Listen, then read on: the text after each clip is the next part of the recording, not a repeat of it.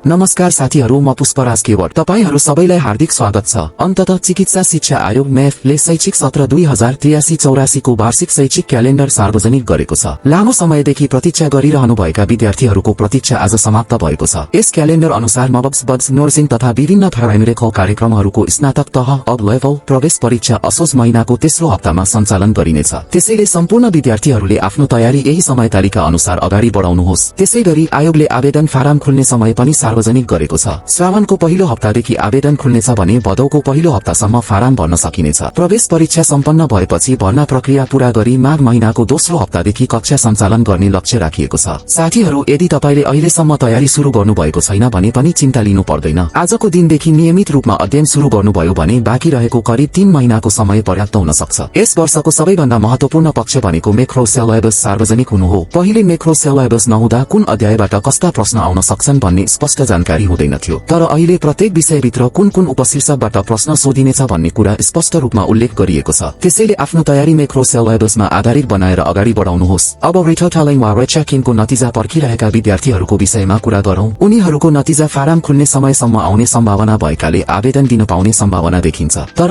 Not graduated आएका विद्यार्थीहरूको विषयमा हालसम्म आयोगले कुनै स्पष्ट सूचना जारी गरेको छैन। विगतका वर्षहरू हेर्दा भएका विद्यार्थीहरूले फारम भर्न नपाएको अवस्था पनि छ। केही वर्षमा फारम भरे पनि पछि परीक्षा दिन नपाउने निर्णय भएको थियो र आयोगले परीक्षा शुल्क फिर्ता गरेको उदाहरण पनि छ। त्यसैले अहिले नै भएका विद्यार्थीहरूले आवेदन दिन पाउँछन् वा पाउँदैनन् भनेर निश्चित रूपमा भन्न सकिँदैन। यद्यपि यस वर्ष नयाँ नीति वा व्यवस्था आउन सक्ने सम्भावना पनि छ। सम्भवतः आयोगले आवेदन दिन अनुमति दिएर अन्तिम नतिजा पास भएपछि मात्र परीक्षा वा भर्ना प्रक्रियामा सहभागी हुन दिने व्यवस्था पनि गर्न सक्छ। त्यसैले भएका विद्यार्थीहरूले पनि आफ्नो तयारी जारी राख्नुहोस्। साथै परीक्षा र सी दुवैको तयारीलाई सँगै अगाडि बढाउनु उपयुक्त हुनेछ। अब फारम भर्दा आवश्यक पर्ने केही महत्वपूर्ण कागजातहरूको बारेमा जानकारी दिउँ। यदि तपाईले कक्षा 6 देखि 10 सम्म सरकारी विद्यालयमा अध्ययन गर्नुभएको छ भने मेफले तोकेको सरकारी विद्यालय अध्ययन प्रमाणपत्र आवश्यक पर्छ। यो फारम आयोगको वेबसाइटबाट डाउनलोड गर्न सकिन्छ। यदि डाउनलोड गर्न समस्या भएमा मलाई सन्देश गर्न सक्नुहुन्छ वा भिडियोको कमेन्टमा लेख्न सक्नुहुन्छ। त्यसैगरी समावेशी कोटामा आवेदन दिने विद्यार्थीहरूले सम्बन्धित जातीय वा समुदायगत प्रमाणपत्र तयार गर्नुपर्छ। आदिवासी जनजाति, मधेसी, थारू, खस, आर्य लगायतका प्रमाणपत्र वडा कार्यालय वा जिल्ला प्रशासन कार्यालयबाट बनाउन सकिन्छ। त्यसैगरी दुर्गम क्षेत्र, रिमोट एरिया वा अन्य विशेष कोटामा आवेदन दिने विद्यार्थीहरूले सम्बन्धित प्रमाणपत्रहरू पनि तयार राख्नुपर्छ। अन्य आवश्यक कागजातहरूमा सी तथा कक्षा 12 को ट्रान्सक्रिप्ट, पासपोर्ट साइज फोटो, हस्ताक्षर तथा आयोगले तोकेका अन्य विवरणहरू समावेश हुन सक्छन्। आधिकारिक सूचना प्रकाशित भएपछि सम्पूर्ण विवरण पुनः जानकारी गराइनेछ। साथीहरू, सी, मबब्स बड्स नर्सिङ वा अन्य स्वास्थ्य विज्ञान सम्बन्धी प्रवेश परीक्षाका विषयमा कुनै जिज्ञासा भए कमेन्टमा लेख्न नबिर्सनुहोस्। चिकित्सा शिक्षा आयोगबाट आउने हरेक महत्वपूर्ण सूचना, अपडेट र नयाँ जानकारीहरू तपाईहरुसम्म सबैभन्दा छिटो पुर्याउने प्रयास गर्नेछु। भिडियो उपयोगी लागेको भए लाइक, शेयर र च्यानल सब्स्क्राइब गर्न नबिर्सनुहोस्। धन्यवाद।